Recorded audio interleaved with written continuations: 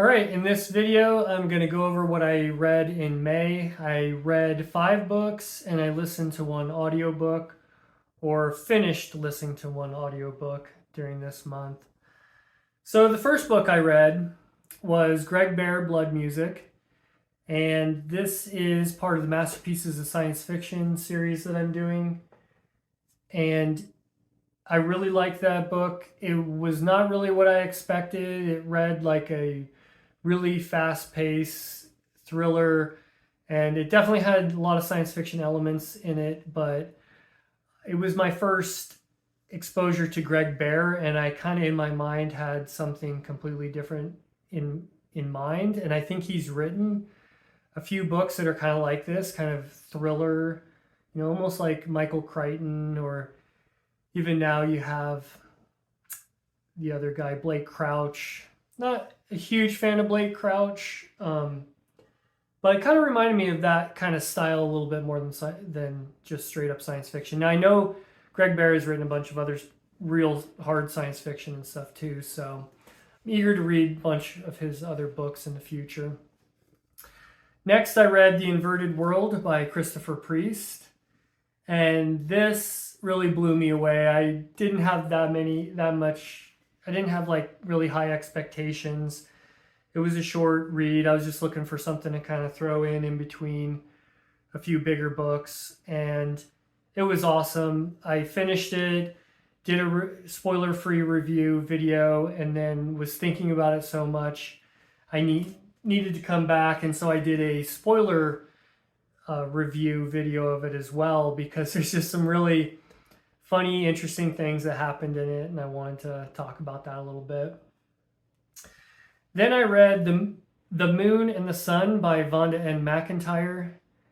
This is also on the list of the Masterpieces of Science Fiction, and it was definitely a little different. It was like a historical fiction fantasy, and very loosely in the realm of science fiction for kind of like an alternative history.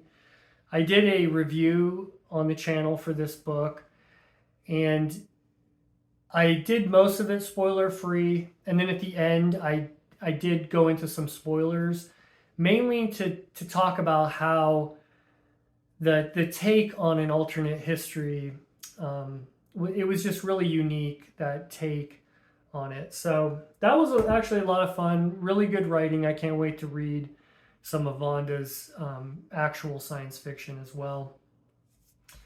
Then I finished listening to an audiobook called At Home, A Short History of Private Life by Bill Bryson. I listened to A Walk in the Woods by Bill Bryson maybe like a year ago, and I did it while hiking out in the woods. And if you ever get a chance to do that, it was a great experience. Just being out there in nature when he's talking about his experience, it was pretty cool. I do use those bone conducting headphones when I'm out there, because here in Montana we have mountain lions and bears that sometimes might try to sneak up on you. So I try to always be aware of my surroundings when I'm out there. Now this book, though, I liked the concept and it got me right away. He kind of just goes through a home and brings up all kinds of weird facts and origins and history of parts of our home, the rooms in our homes, the customs we have in our homes. It was really interesting, a lot of cool, interesting facts, but I gave it a 3-star because I just felt like it went on these wild tangents, and sometimes I would lose track of how he was associating it with a certain room, and he's talking about all this weird stuff, and then he finally, after a long period of time, got back to it, and you're like, oh yeah, he was trying to describe how a kitchen came about. But other than that, it was interesting, and I'm always up to listen to some more of Bill Bryson. Okay, then I read Man Plus by Frederik Pohl. This is another book in the Masterpieces of Science Fiction series. Really cool book. Really short. It was like 180 pages. Really good writing. The plot and the story was neat. Really neat twist at the end. I gave it 4 stars, and I'm excited to read some more Frederick Pohl in the future.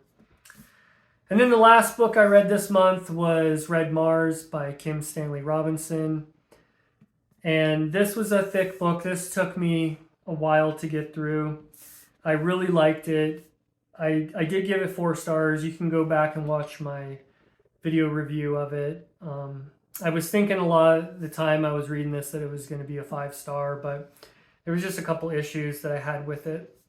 But I'm really loving it. I've always wanted to read the trilogy, and the second book in the trilogy, Green Mars, is on the Masterpieces of Science Fiction list. And of course, I wasn't going to start with book 2, so read book 1. I was thinking I was going to go straight into this, but felt like I needed a little break. So I think the next book I'm going to read is Dandelion Wine by Ray Bradbury. I think this is about as polar opposite as you can get to a hard science fiction book, with Bradbury's poetic writing, and I don't even know why this is on the list of the masterpieces of science fiction. Forgot to mention that, but when I do the review, I'll mention if I could figure out any correlation and maybe read the Easton Press collector's card and see if they address that. So that's what I did this month. I'm pretty happy with the 5 books I read. A couple of them were pretty thick, and it's that time of year here in Montana. We're spending a lot of time outside. I did a lot of my reading out on the deck, which was nice, out in the sun. But yeah, we'll see. I'm probably going to do this and then go right into that. And I don't usually like to, have a ongoing TBR too much. I like to kind of play it by ear. So thanks for watching this one, and we'll see you in the next video. Thanks.